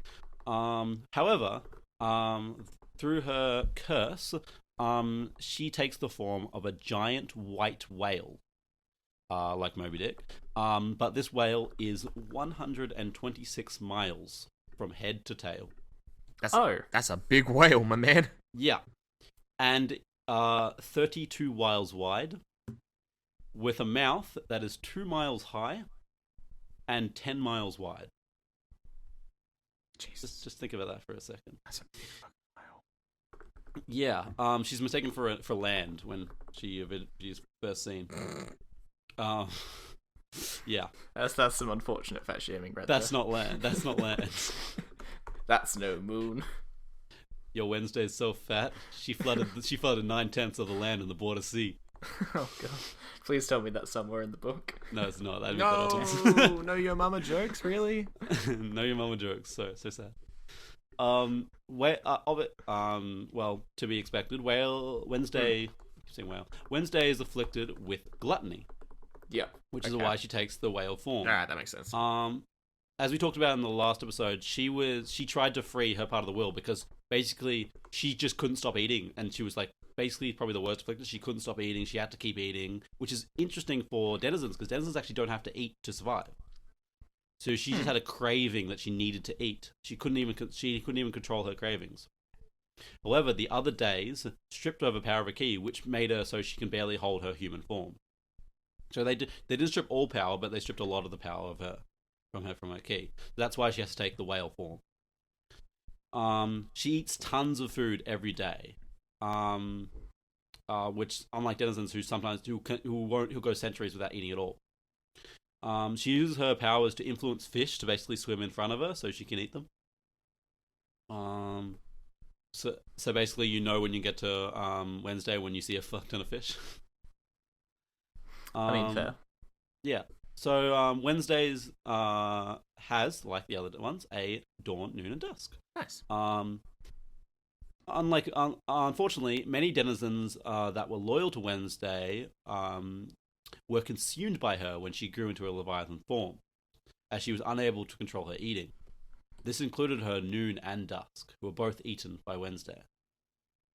So, this leaves Dawn alone to manage the seas, as Wednesday basically spends her time eating.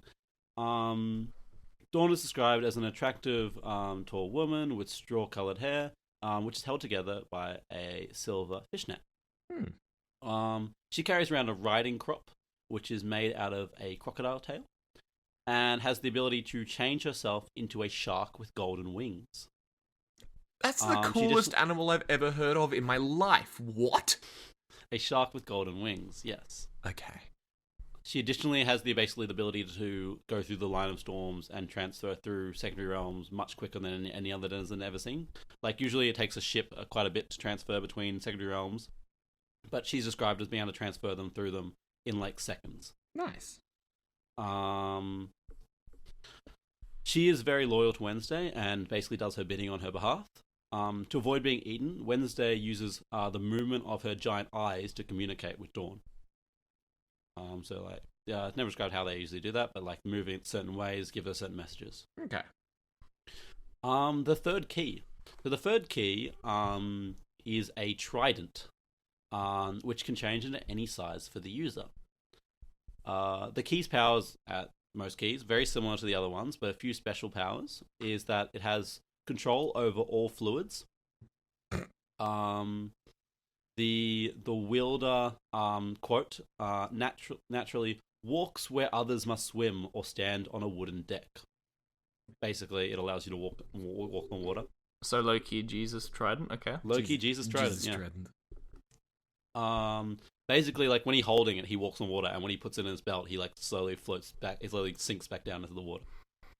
Arthur, not Jesus. I just had this moment of, like, holy shit, is this canonical? Yeah, that's how Jesus does. Oh my god. No. And it can also make the border sea appear anywhere.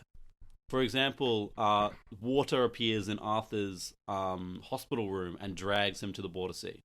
Is that how he gets pulled into the third book? Yep. Oh wow, he's in a hospital room and just like and it literally just says they give him he gets an invitation that says, "Transport is arranged." That's it. Okay. Oh, that's helpful. Helpful. Yeah, and he's literally just sitting there panicking in the room, like, what's gonna happen? What's gonna happen? And just suddenly a flood just comes in. Nice. And drags him away on his bed, on his hospital bed. Jesus. Wait, so did he use the bed as like a boat, like a ship? Yeah. Hold on. What would have happened if he wasn't in the hospital bed? Sinks. He's dead. He's just dead. No, he literally he says what they are. Some of the sailors when he doesn't want to describe who he is because he thinks maybe Wednesday might be against him. And he basically says they're like, "What ship do you come from?" I come from the Steely Bed. That's like kind of great. Excellent job, Arthur. You funky 12-year-old. The third key reflects Wednesday's gluttony, as she uses the trident as a fork to eat with. Remember the trident can be changed to any size, so it shrinks down for her to use as a fork. Okay, we get a little. So a literal god weapon capable of doing incredible stuff and using it to eat. Yep. I'm also thinking back to your fan theory, the fact that like the thing reflects it, like, you know, the one who's with hang on, I'm blanking out. Who's like got what was the Grim Tuesday? He wants stuff. Grim Tuesday has silver Greed. has Greed, silver gauntlets. greed, like Greed being able to build stuff, and like Mondays being sloth and having the time thing. Like, yeah, perfect. And then it gets to the third one. It's like it's gluttony because it's a fork. This is actually the one that triggered me off because I'm like, triggered me to this because I'm like, she uses the trident as a fork. That's got to be a reflection of her gluttony. Each key had to be a reflection. This is the one that's like, this has got to be it. Okay, Yeah. that's fair. It is just fun. The rest of them are like so symbolic and powerful, and this one, And this one's just like, she literally uses a fork. Yeah.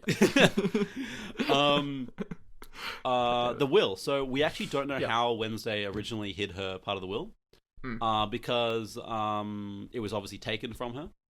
But in the book, it is obviously taken by the Days and given to the pirate Feverfew, who hides the will in his worldlet, which is inside the stomach of Drowned Wednesday. Oh, Jesus. Yeah.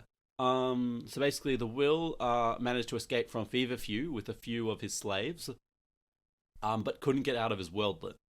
So they hid in the mountains in his worldlet with the will,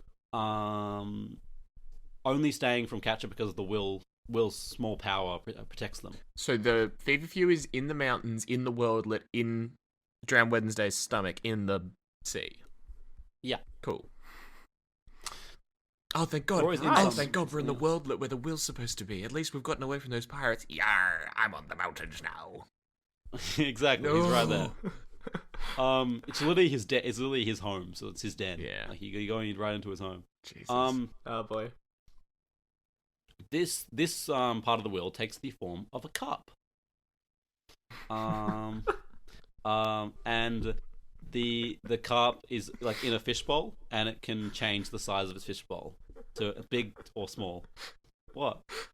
I'm sorry, the mental image of all the wills so far, that there's just a carp stuck in a fishbowl. Yeah. A frog that can grow down your throat and possess you, a bear with talons that can tear you to shreds, and a carp in a bowl.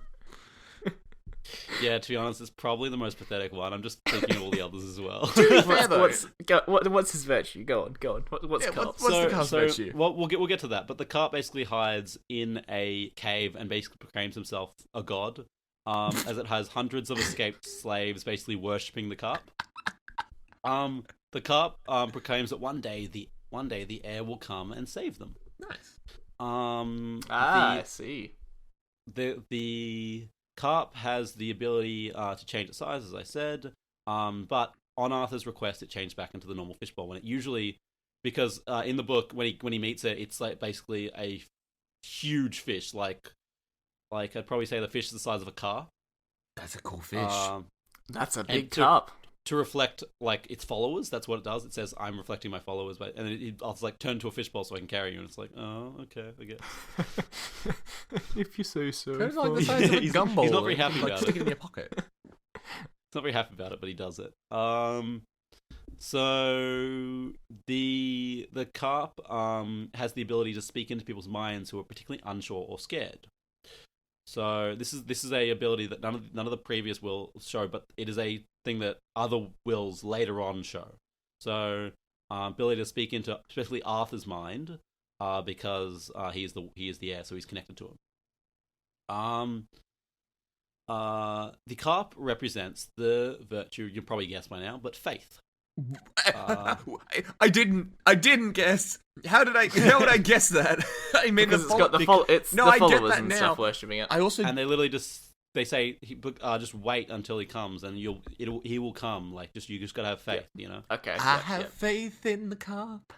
He doesn't do anything I to believe escape in this himself. fish. Basically, he literally just has faith that things will turn out. I love this little boy. So he's just. It's like that one hopeful student that's just waiting there for all the other people in the group to do the group project for him. I have faith. I have faith. Why have you not submitted anything for this project, Jeremy? I have faith that you will do it for me. Jeremy, could you? I have faith. Could you please hand it in? Could you please? No. What's this about? What's this about? Jeremy doing a group project for you, guy? Yeah, let's be honest. No, poor Jeremy. Yeah. If you're out Anyway. there, Jeremy, if you're out there, Jeremy, hand it in. It's been 2 years. It's been like 4 years. Hand it in. Hand it in. Unlike other parts of the will, the Carp is actually willing to go with him and believes Arthur is the heir. So basically, he's the most willing so far, most willing of the will so far, and most easy to work with. Most willing. Stupid joke. But the faith actually drives it to be really annoying to Arthur, as it doesn't actually do anything to help him. It just says, "Have faith, Arthur. Everything will turn out right." So basically, it doesn't really help him, even though everything's going to shit. It just says, "Has faith." Like, it basically drives him crazy. Like, imagine, like, any situation that you're stressed and you hear a voice in your head that says, "Just have faith, man. Just chill out. Just chill, have faith. Everything's gonna work out right." But the Carp also shows an ability to be able to free Arthur from Feverfew's power, just for a second, which showing that it will act if it needs to. It will like act to help Arthur if it really needs to. Right. So, for example, Arthur is about to be killed, and the Carp goes, "Oh, I guess I actually have to do something." You say Feverfew. So you mentioned pirates have magic because they're mortals and they're creative and cool. Yeah. Yep. Feverfew, what kind of shit can he get up to? So, the few powers he has, he can set traps, which basically, and have, like, for example, his red hand, which Arthur accidentally touches like a treasure buoy, and he gets red hand and he can't wash it off. It's like trapped on his skin. Right.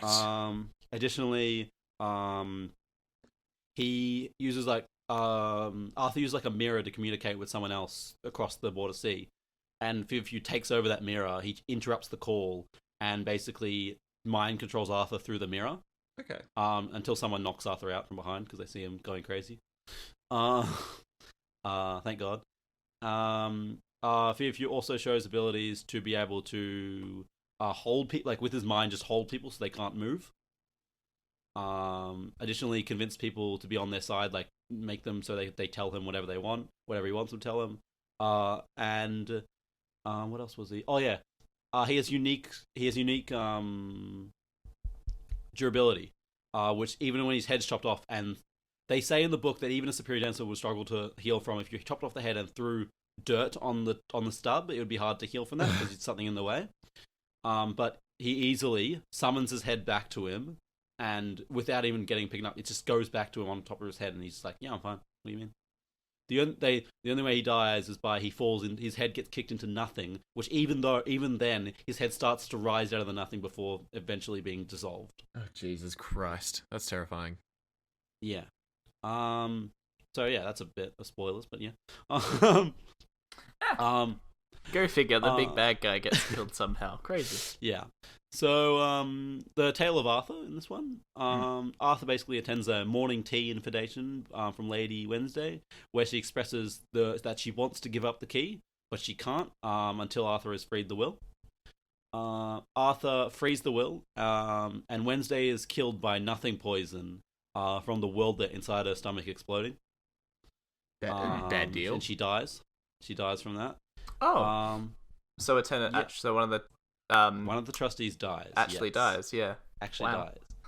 dies. Arthur then gives his new friends Dr. Scamandos and Sunscorch, respectively, positions in Noon and Dusk, which does question why he doesn't assign new Dawn, Noon, and Dusk in Tuesday, but whatever. What? Sorry? Who the fuck are these guys? They're kind of important. They're called in the book, but they're not important enough to notice. Dr. Scamandos is kind of pretty important because he does a lot of things later. He is found to be the only upper house sorcerer in the lower house, Border Sea, or Fire Reaches later on. So he's like one of the guys they go to for information. Okay. About magic and stuff like that. So are they like important characters in the story, but not important characters in the lore of the world? Is that the kind Exactly.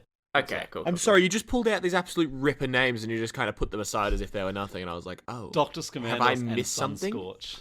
That is a great cool name, though. That is a cool name. Dr. Scamandos. Yep. Additionally, Arthur uses one out of the 3 times he can call upon the Mariner in this book. So that will be useful for later. But he uses one to call. He calls on originally at the very start of the book, but the the mariner turns up at the end, going, "Hey, am I late?" It's pretty useless then. And then basically what he does is he picks up all the people because they're all like in the ocean. They get there somehow, and he basically just picks them up on his ship and goes, "Yep, I'll bring you to land." Nice. Good on Yeah, you, I mean, Mariner. it makes sense to call the mariner in when you're stuck in the sea Middle of realm. Like, Yeah, exactly. See, it's just like he basically says when he comes back, he's like, "I haven't been in the border sea for a long time," because like he doesn't really trust the trustees. Also, he's been trapped in the treasure tower for 10,000 years. yeah. I mean, that's a pretty fair reason. Been Yeah. trapped away for 10,000 years. Yeah, exactly. Cool. That's the border sea. What's next? The next part of the house is the Great Maze. Oh boy. So the Great Maze is basically the base of the glorious army of the Architect, which is made up of 5 companies: the Horde, the Legion, the Borderers, the Regiment, and the moderately honourable Artillery Company. I like Moderately that honourable. artillery. I like their name. Yeah, it is noted once that when people there's a thing he's like everyone step forward if you volunteer for a mission, and none of the artillery company step forward. Good. They're like, oh, we're only moderately honourable. That's the catch. Do the training. We won't go on the missions. So basically, the maze is a giant basically tiled chessboard with 10,000 1-mile square tiles each. What? which- 10,001 miles square. Oh, right. So it's basically a square board that has 10,000. No, sorry, 100,000. Let's say 10,000. 100,000 1-mile squares. Which 1 each mile have its own square. habitat. Yeah, each have its own little habitat on them. So there's 1 mile by 1 mile? Exactly. Yeah, Cool. Okay. and there's 100,000 of them. Okay, cool. This basically represents a huge chessboard that the generals and marshals play on, you know?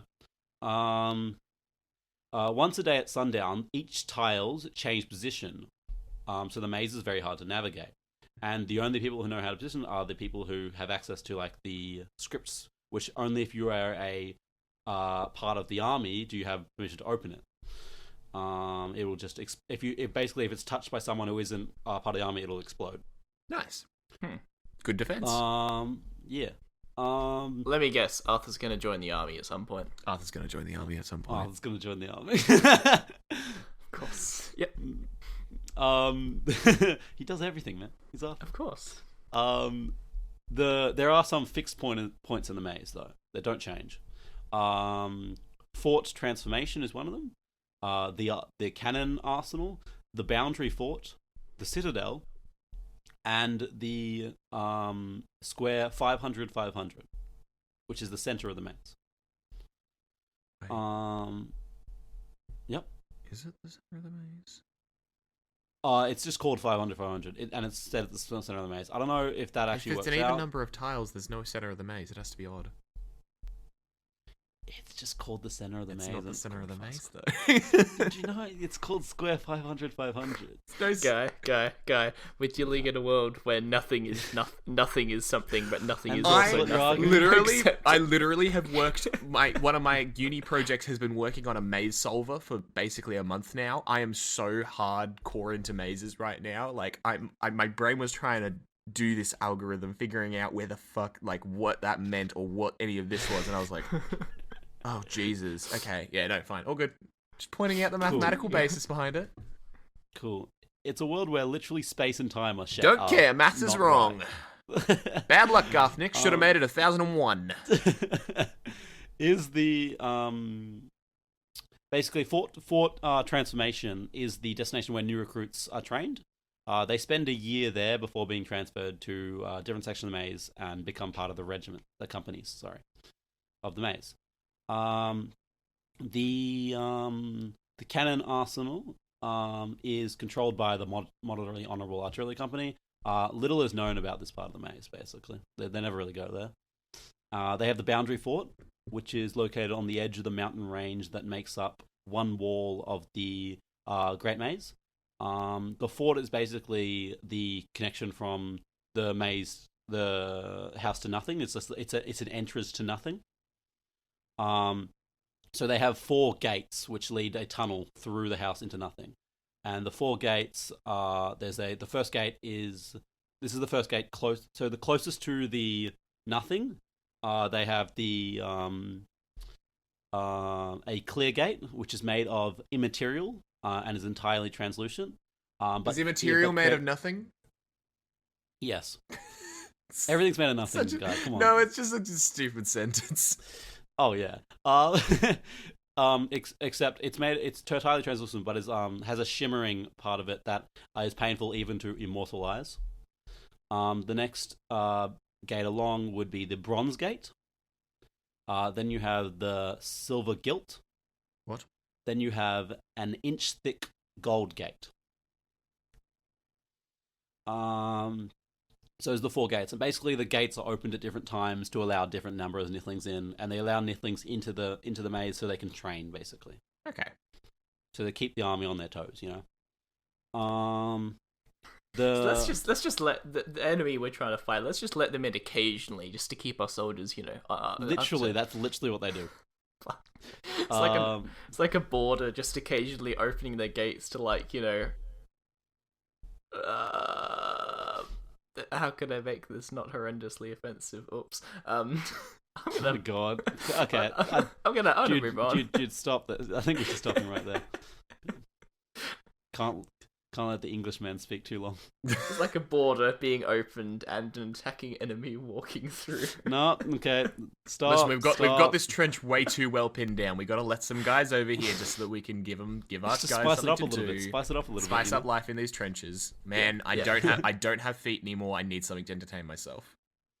It's a classic world. So it's like in a, you know, RTS sort of game where you need to train up your soldiers to level them up, and you've got like the best defenses, but you're a bit bored, so you just go, oh, whoops, I'm going to delete that part of my fortification accidentally. Okay. Yeah, so there's also the Citadel. So the Citadel is the Great Maze's main base of operations, and it's basically the residence of Sir Thursday and his superior denizens. There's also the Square 500, which is wrong.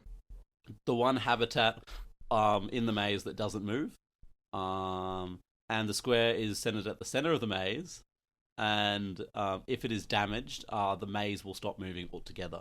Perfect. Why not do it? Well, most people don't know that. Oh, who does? People. Is it someone who benefits from having the maze stop moving? Yes. Then why the fuck would they not do it? What are you talking about? Well, they do it in the book. That's how we know about it. Fuck. Anything we know about is because it happened in the book, pretty much. Right, yeah, okay. An interesting part of the maze is its bathroom, as well as the mess hall. They exist in the same place, but offset in time. As we talked about, I believe, last time, it saves on water and space. Basically allows many denizens to use the same place at once. So basically it's described as you can see the others, but they can't. They can see you, but you're like ghosts to each other. That kind of thing. So you're kind of using the bathroom, and you're currently slightly offset. So you see, you know when you go to the bathroom, there's a ton of sinks? Basically like that, but you each have your own little sink and stuff like that, and you see all these people lined up from all the army. But it's technically the same sink, but it's offset in time. When I'm pooping, is there going to be a ghost inside me? See, that's the thing about that's the thing about there are no toilets in the house because denizens don't need to. Yeah. Why is there a bathroom then? Oh wait, a bathroom is to shave. Oh. Because every soldier needs to shave at the start of the day. Even the Piper's children shave, even though they don't need to, because they say in the book they'll know if you don't. Basically. Okay. You don't Fair always enough. try. Excellent. Sure. Whatever. Yeah. So everyone in the house has to serve their 100 years in the army, and they basically pick everyone kind of at random to pick to be in the army.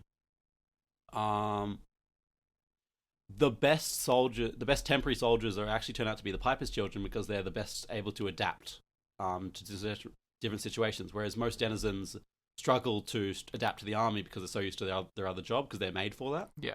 Well, yeah, like you say, because they're almost when you compared denizens last time to not like AI, but kind of similar in terms of they have a purpose, whereas the humans got that creativity.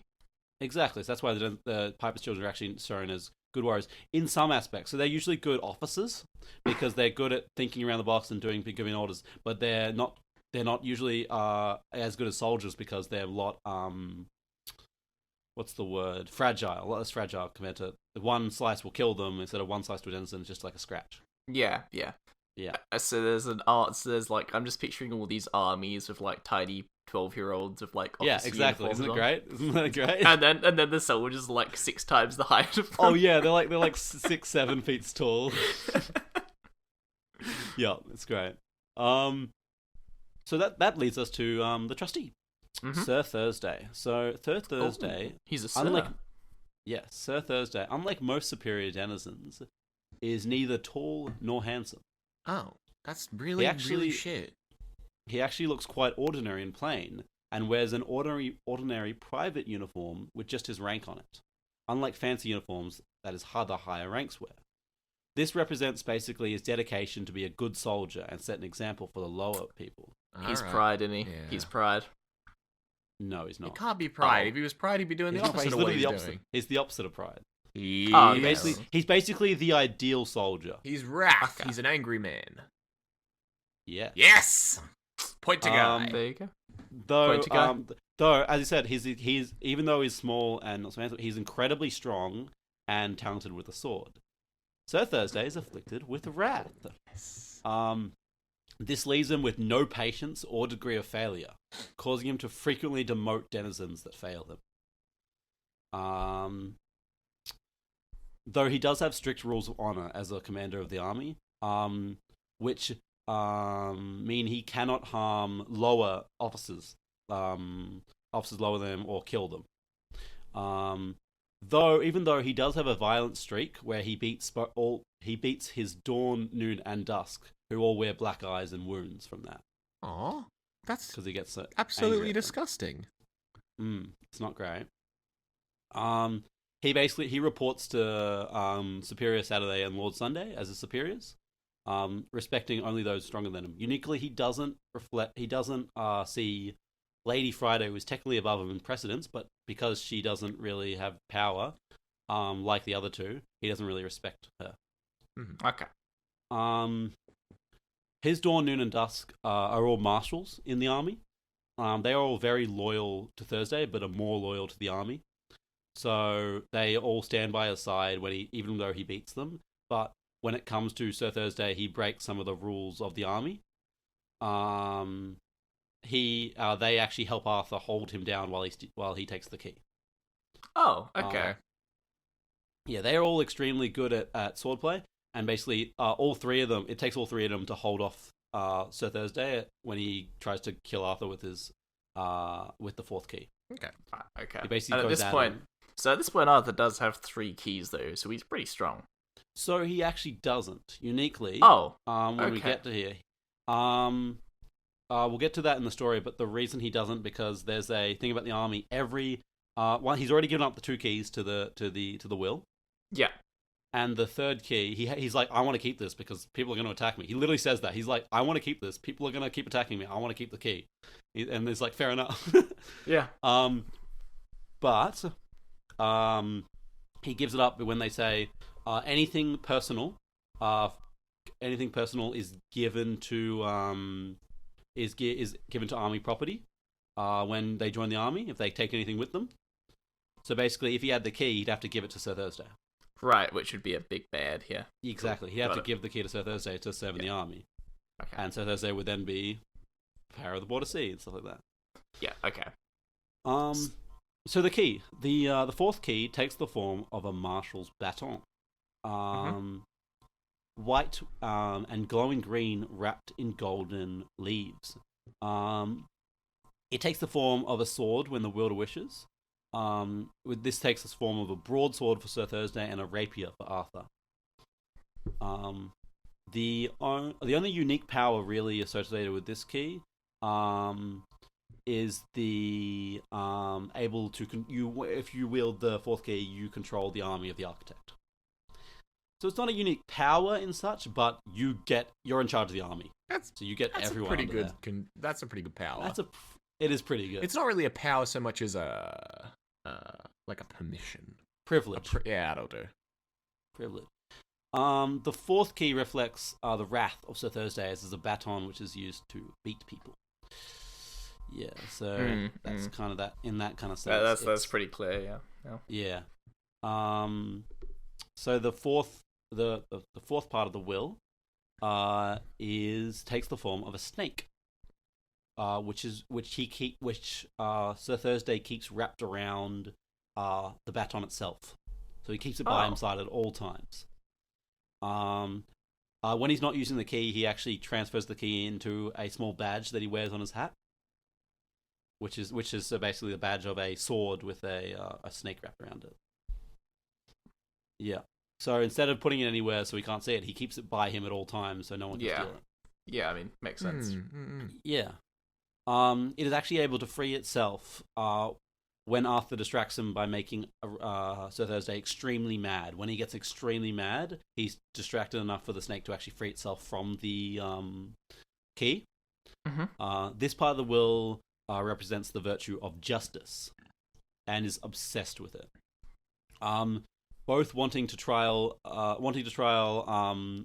Thursday for his crimes in the middle of a war. It's like basically, oh yeah, we're about to lose the war, but we have time to make a quick trial to serve justice to Sir Thursday. Good. And Arthur's like, what?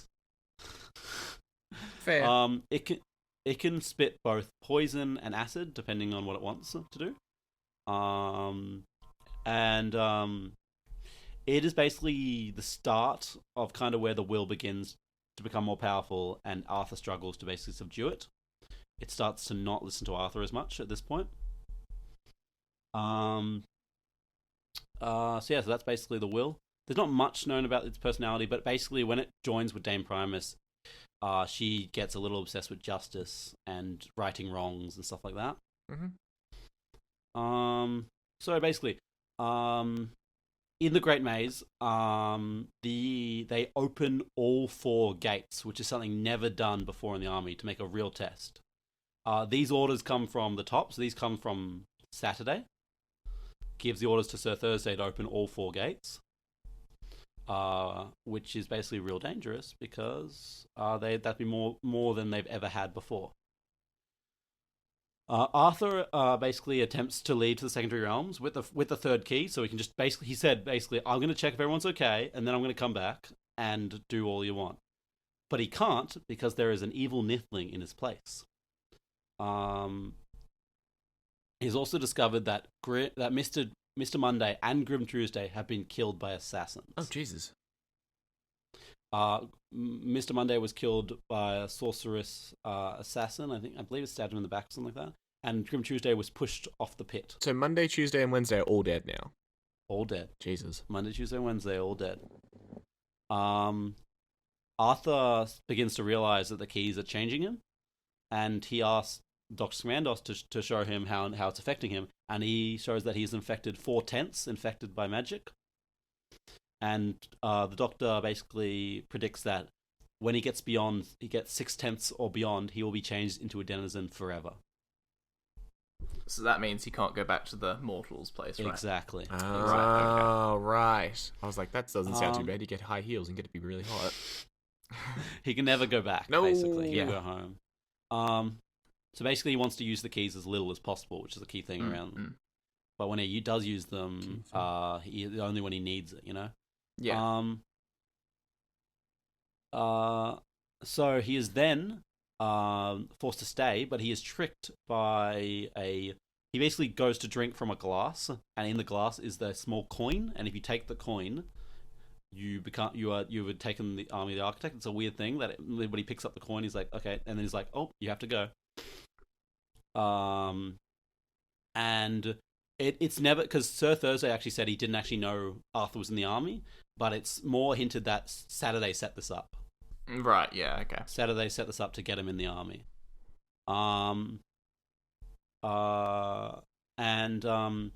So what he has to do is he gives up the key to Dame Primus because he knows it'll be part, And he basically goes, "What if I don't go?" And they actually say, if he doesn't go, what he'll be done is he'll be transformed into a what is it? A partial, like you'll be transformed into like a small little parcel, and be shipped to the maze. Oh. And they literally say, well, looking at the how the lower house is doing right now, it'll probably take months to get there. Okay, the deliveries in the first area in the yeah, because it's been like gone, delayed or it's been delayed for like 10,000 years, so it's pretty bad. They're pretty behind, you know.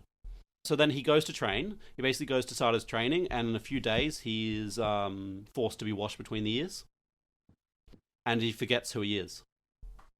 Where he spends months in the army training to be a good soldier in the army, thinking because he doesn't write down what his real name is, because he doesn't want to reveal who he is to the people in the army. He doesn't want to give it away.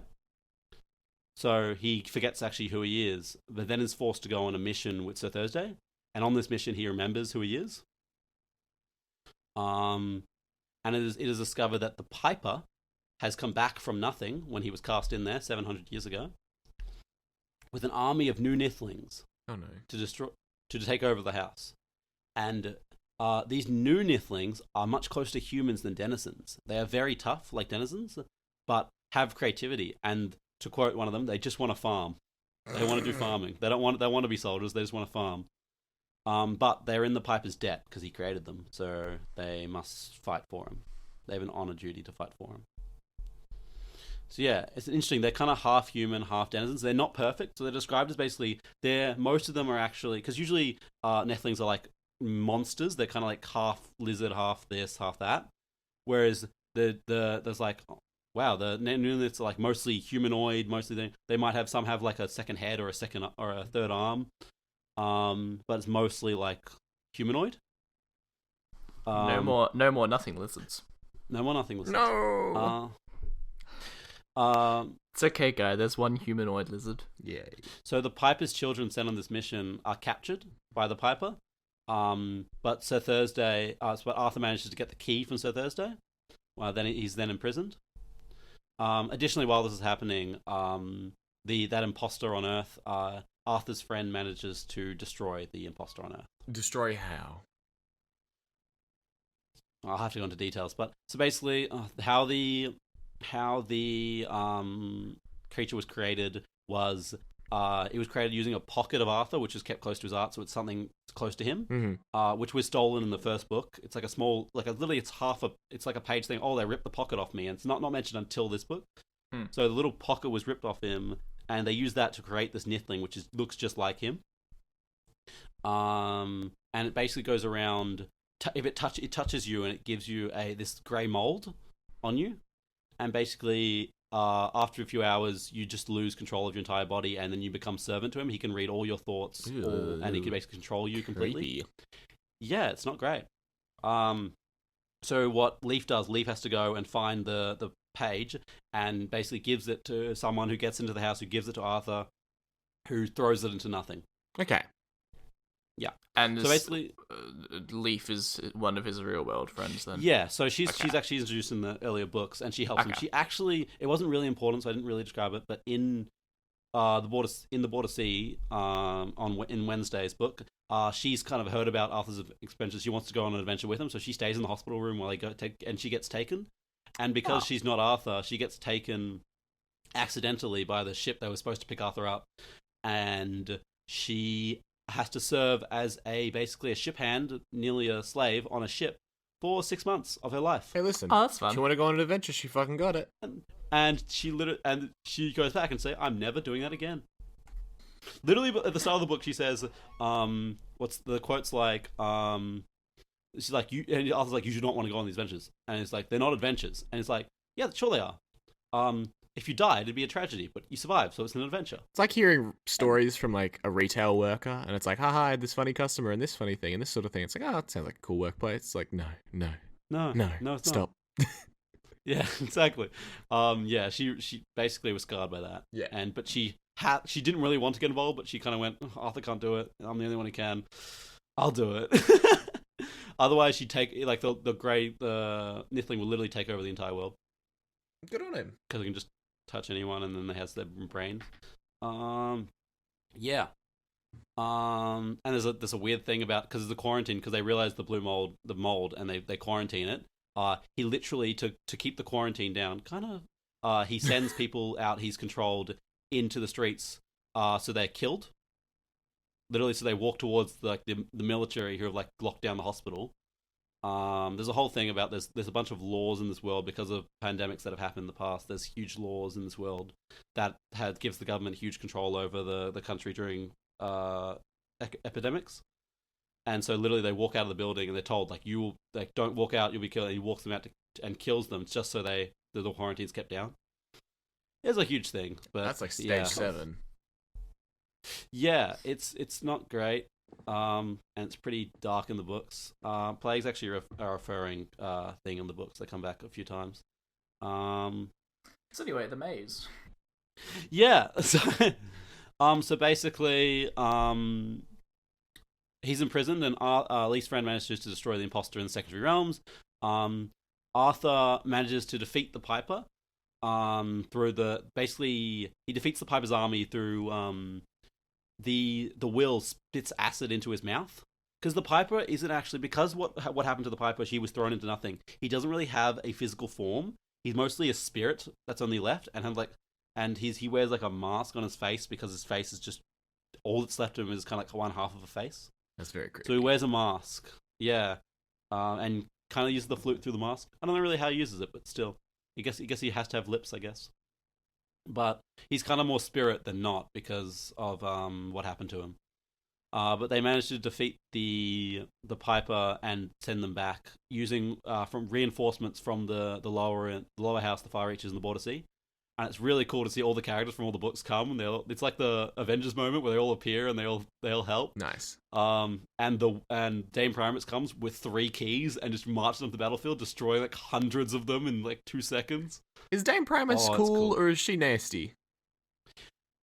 She's kind of really... So she's cool in the fact that she's on Arthur's side, but she's kind of like wants to manipulate Arthur. And that becomes specifically clear in the later books where she's manipulating him and what he's doing. Okay.